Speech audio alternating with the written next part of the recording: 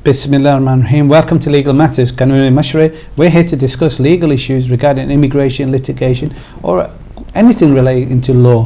اگر آپ فیل کرتے ہیں آپ کے پاس کوئی کویشچن ہے regarding immigration or any issue you feel that is relevant to the legal matters, then please give us a call. آپ کو ہمارا ٹیلی فون نمبر آئے گا اسکرین پہ, ہمارا ای میل ایڈریس آئے گا, آپ اس سے ہمیں کانٹیکٹ بھی کر سکتے ہیں. وی پریفر کہ آپ اپنی جو والیوم ہے ٹیلی ویژن کی کم رکھیں سو دیٹ ہم زیادہ سے زیادہ کالز لیں اور آپ کو اچھے کویشچنس کے جواب دیں. And as usual with myself will be joining my colleague will be Shazia Anjum. Welcome to the program. Thank you very much. Shazia, because of time, let's just go straight on to یہ spouse visa پہ ہم discussion continue جاری تھی about the requirements. جیسے ہوتا ہے 18,600 the requirements, the legal requirements. But let's just say for example ایک hypothetical میں situation create کرتے ہیں. Let's just say اگر کسی کا refusal ہو جاتا ہے spouse visa پہ, what's the, let's just talk about Article 8 human rights پہ تھوڑا سا آپ اس پہ let's have a little discussion on that. دیکھیں جی, جب سے یہ ایشو آیا ہے, جب سے جو ہے وہ ہیومن رائٹس بیسس کو اگنور کیا گیا ہے اور جب سے جو ہے وہ انکم تھریشولڈ جن لوگوں کا میٹ نہیں ہوتا, ان لوگوں کو جن پرابلمس کا سامنا کرنا پڑتا ہے, فار ایگزامپل ان کے جو اسپاؤس ہیں وہ دوسرے کنٹریز میں رہ جاتے ہیں, ان کے جو بچے ہیں وہ دوسرے کنٹریز میں رہ جاتے ہیں. سم ٹائم اگر بچے اس کنٹری میں آ بھی جاتے ہیں لیکن اگر ان کی والدہ جو ہے وہ دوسرے کنٹریز میں رہ جاتی ہے, تو یہ بہت ایک آئی تھنک بہت ہی ہیپوتھیٹیکل جو ہے یہ سچویشن ہوتی ہے جس بیسس پر کہ وہ لوگ جو ایک جینون میرج میں ہوتے ہیں, اس سب ایک ریگولیشنز کی ریکوائرمنٹ پورے ہوتے ہوئے بھی وہ لوگ اکٹھے نہیں ہو پاتے. اور میں سمجھتی ہوں کہ یہ تب سے ایک بہت بڑا ایشو بنا ہوا ہے.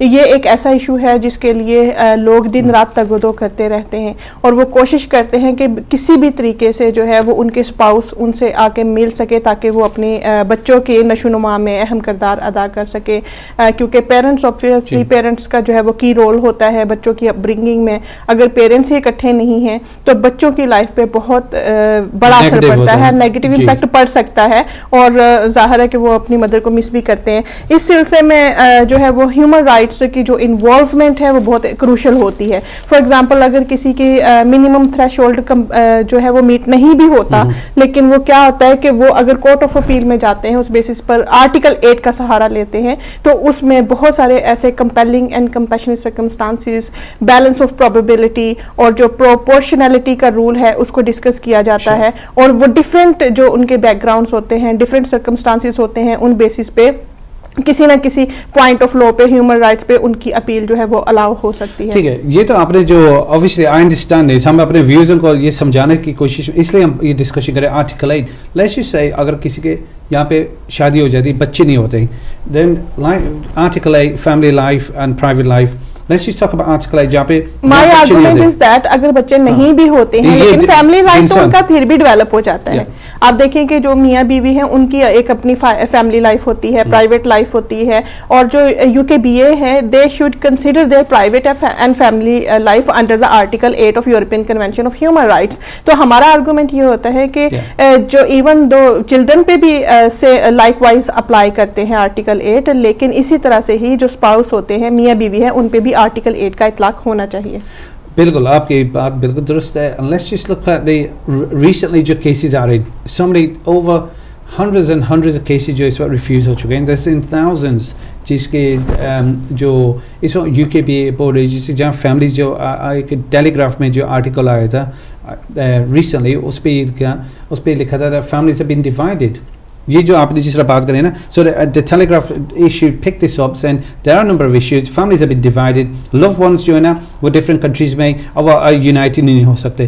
Now obviously article 8 does specify جیسے آپ نے کہا the family life and the private life, but the establishment of that is very. اس کے لیے ایک میرے پاس بہت اچھا ایک پوائنٹ ہوتا ہے, ہمیشہ میں اپنے کلائنٹ کو ایڈوائز کرتی ہوں کہ فار ایگزامپل اگر آپ کے پاس جو سیلری انکم تھریش ہولڈ ہے وہ 18,600 پاؤنڈ آپ میٹ نہیں کر پاتے, جبکہ جو قانون ہے رول ہے وہ یہ بن چکا ہے کہ آپ کے 18,600 پاؤنڈ ہونے چاہیے, تو اس سلسلے میں میں ہمیشہ اپنے کلائنٹ کو ایڈوائز کرتی ہوں کہ اس سلسلے میں آپ کو اپنا کوئی ایکسٹرا ورک بھی شروع کر لینا چاہیے. فار ایگزامپل اگر آپ کی ایک سیلری سے یہ پوائنٹ نہیں بنتے تو آپ کوئی دوسری جاب ڈھونڈ لیں, اور اگر دوسری جاب سے آپ کو نہیں مل پاتی جو کہ ایک بگ ایشو ہے, دین آپ کوئی سیلف امپلائڈ کے طور پہ اپنے آپ کو رجسٹر کرائیں اور HMRC کے پاس اپنے آپ کو رجسٹر کرائیں اور آپ اپنے گھر سے بھی کام کرنا شروع کر سکتے ہیں. شاہ سے کال لیتے ہیں اور پھر اسے شامل کر دیں اور پھر آگے بڑھیں گے. Hello Hello, sir. जी Good afternoon. Good afternoon. कौन कहाँ से? I'm Jeffrey from Southall. Okay, welcome to the program, Mr. Jace. हाँ जी सर. जी, सर मेरा सवाल है कि जब कोई साइनों पे जाता है क्या उसको वहाँ पे डिटेन कर सकते हैं क्या? जहाँ जी, ये आपने बहुत अच्छा क्वेश्चन किया है, लेकिन आप मुझे ये बता दें कि आपका कोई केस पेंडिंग है या नहीं पेंडिंग है, क्योंकि हमेशा सर्कमस्टांसेस जो हैं वो डिफरेंट होते हैं. फॉर एग्जांपल, अगर किसी का कोई केस पेंडिंग है, अगर किसी की कोई रीजन है इस कंट्री में ठहरने की, फिर वो अगर साइनों पे जाएंगे तो उनको वो डिटेन नहीं करेंगे. लेकिन अगर किसी का कोई केस पेंडिंग नहीं है, अगर किसी की कोई रीजन यहाँ पर स्टे करने की नहीं है, वो साइनों पे जाते हैं तो वो वहां पर उनको डिटेन कर लेते हैं और वो कर भी सकते हैं. आपका कोई केस पेंडिंग है क्या? जी मेरा केस पेंडिंग है जी. कौन सा केस है? समटाइम ये भी होता है कि वो उसी वक्त रिफ्यूजल भी कर देते हैं, रिफ्यूजल आपके हाथ में पकड़ाते हैं, आपको डिटेन कर लेते हैं. डिपेंड करता है कि how complex your situation is और how complicated your case is, whether it is in the court or with UKBA. और मतलब अगर आप यूकेबीए के पास आपका केस है, यूकेबीए जी बताइए.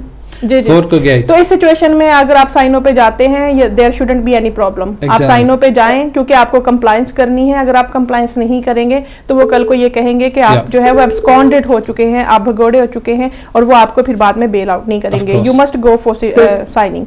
Yes, thank you so much. जी शाजी, ये जो अभी जिस तरह के क्वेश्चंस अभी हमारे पास आए थे, detainee, and we did touch about this, जब बंदों को साइन ऑन के जाना पड़ता है, that's a legal requirement. They are expected to come there. If they don't, they must not avoid. They must not avoid it because it's very important for them to go over there. That means they're trying to. Otherwise, उनकी जो immigration history है उसमें बहुत damage हो जाएगा. So again, they do have a right जहाँ पे उनका whether जिस तरह वो bail होता है, and if they are detained, they have a right of a bail. So चलें एक और कॉल आ रही है, शामिल करते हैं, फिर आगे बढ़ते हैं. Hello. जी अस्सलाम, welcome to the programme. Hello जी वालेकुम सलाम. कौन कहाँ से? सर मुश्ताक बोल रहा हूँ बर्मिंघम से. जी मुश्ताक साहब, जी सवाल करें. सर पहला सवाल तो ये था कि मेरे दो बच्चे हैं पाकिस्तान में, तो अगर उनको ब्रिटिश पासपोर्ट मिल जाता है तो वो भी उनकी भी मुझे रिक्वायर पूरी करनी पड़ेगी इनकम में, या वो नहीं मिल जाएंगे? देखिए जी, अगर आप अपने बच्चों के पासपोर्ट के लिए अप्लाई करते हैं, इनके दो क्वेश्चन ले लें, तो सेकंड वाला भी. जी आपका सेकंड क्वेश्चन क्या है? सेकंड क्वेश्चन ये है मेरा कि मेरी जो है सेकंड मैरिज वो ये है 2010 में, और मेरी यहाँ पे इंग्लिश डिवोर्स हुई है 2012 में. तो मेरा वो जो शादी वाला सर्टिफिकेट है वो अफेक्ट करेगा या नहीं? डिवोर्स आपकी कौन से ईयर में हुई है? 2012 में. 2012. और शादी आपने कब पाकिस्तान में की है? 10 में. उनसे आपके कोई बच्चे हैं? जी मेरे बच्चे 19 हैं दोनों. 2000 से नहीं है. 2010 में. That's very complicated situation.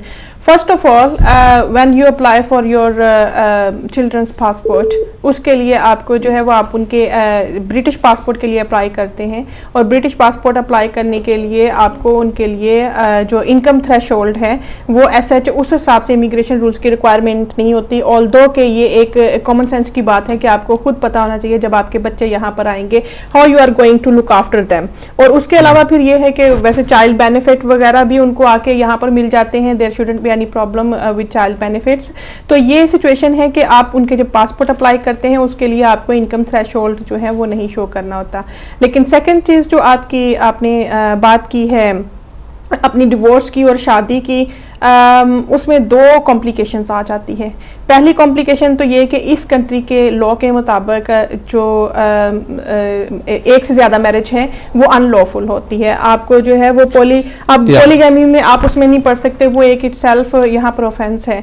लेकिन पॉइंट ऑफ लॉ ये है और क्वेश्चन ये आता है कि जब आपकी शादी हुई थी 2010 में, वो आपकी पाकिस्तान में हुई थी. आप पाकिस्तान में हुई थी ना आपकी जी, कॉल चली गई ऑब्वियसली. तो जब आपकी पाकिस्तान में आपकी शादी हुई है तो वहाँ का जो लॉ है वो आप पर एप्लीकेबल होगा, क्योंकि वहाँ के लॉ के मुताबिक आप एक से ज्यादा शादियां कर सकते हैं. तो it's very complicated area. You have to be very very careful जब आप जो है वो अप्लाई करेंगे उनके लिए. उससे पहले आपको डिवोर्स सर्टिफिकेट लेना होगा. और बाकी अगर आपको फर्दर कुछ उसमें से पूछना है आप हमें ईमेल करें. अभी बहुत सारी कॉल्स हैं इन डिटेल. ये इतना कॉम्प्लेक्स एरिया है कि यहाँ पर अगर हम इस पे आधा घंटा बात करेंगे तो बाकी कॉलर्स जो हैं वो मिस हो जाएंगे. तो इसलिए आई वुड एडवाइज के you have to be very very careful in that. शुक्रिया Shahji. Let's get another call लेते हैं. हेलो जी वालेकुम, कौन कहाँ से? सर अगेन मैं मुश्ताक बोल रहा हूँ. मैंने ये सवाल किया था कि जब मेरे बच्चे आ जाएंगे जी तो मुझे वाइफ के लिए सिर्फ 18,600 शो करनी है या बच्चों को भी बीच में इंक्लूड करना है? देखिए, जब आप अपने बच्चों को डिपेंड करते हैं कौन सी कैटेगरी में बुलाते हैं. अगर आप उनके ब्रिटिश पासपोर्ट अप्लाई करते हैं, वो ब्रिटिश पासपोर्ट के तौर पर यहाँ पर आएंगे, देन आपको अपनी वाइफ के लिए 18,600 पाउंड शो करना होगा.